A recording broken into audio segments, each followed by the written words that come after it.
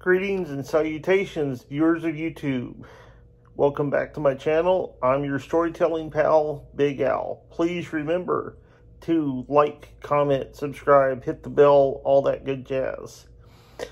Also, a couple of disclaimers before I start. I'm telling these stories as best I remember them. I would describe them as kind of sort of true.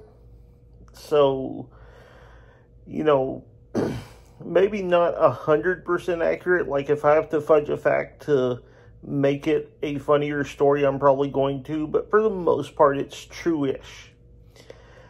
And also, if you recognize someone from my story, or if you are someone from my story, thank you for the memory. Appreciate it.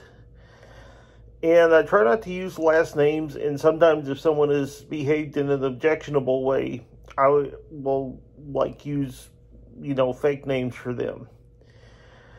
But anyway, the other thing, I hope all of you get some really big laughs out of these stories that I tell on here. If you don't, if you think my storytelling sucks, if you don't like me, fill in the blank, whatever, I don't care. Don't bother leaving a comment. It's just going to get deleted. But I just do this so people can have fun. I don't want anything to get political or religion-y on here. I'm just out here to give some people a break from that kind of stuff. So, hope this can be a fun time for everyone. And with all that said, let's get into the story.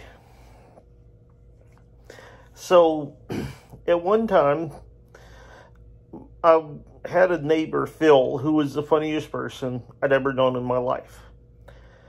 And I also, around that same time, was hanging out with this friend of mine, Mark.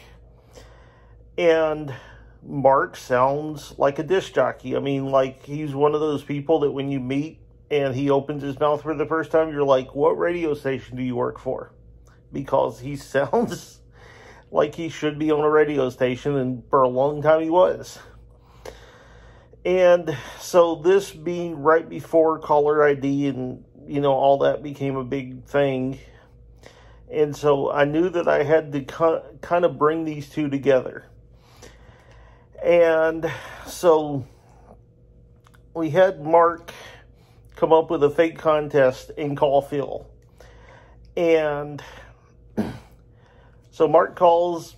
And Phil's never met Mark, so he has no idea. And without caller ID, Phil doesn't have any clue that this is not the real thing. But Mark comes on and he says, "Hello, Phil. I am Johnny B. Good from 97.3 Raw. For $10,000, what is the phrase that pays?"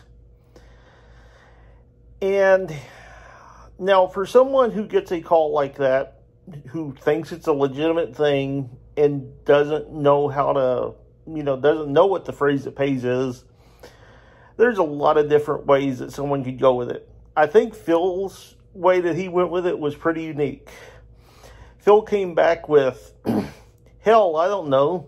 Why don't you take that $10,000 and just shove it up your ass? Don't call here no more." And Phil hangs up. So Mark and I just die laughing because this was really not what we expected at all. And so we go over there to tell Phil that wasn't real and, kind of let him off the hook. And when we knock on the door, Leslie, his daughter, is yelling at him. We hear her through the door yelling at him. And Phil on the way to the door is yelling back at her. He's like, "Hell, I didn't know the phrase that paid anyway. We were going to lose." And so then Phil opens the door and we start telling him that we were the ones that called. And he fortunately was a good sport about it. He's like, "Well, you got me good. That was, I really thought it was the real deal." So that was pretty funny. I wish everyone we could have recorded that so that it could be, there for posterity to listen to, but that was a moment.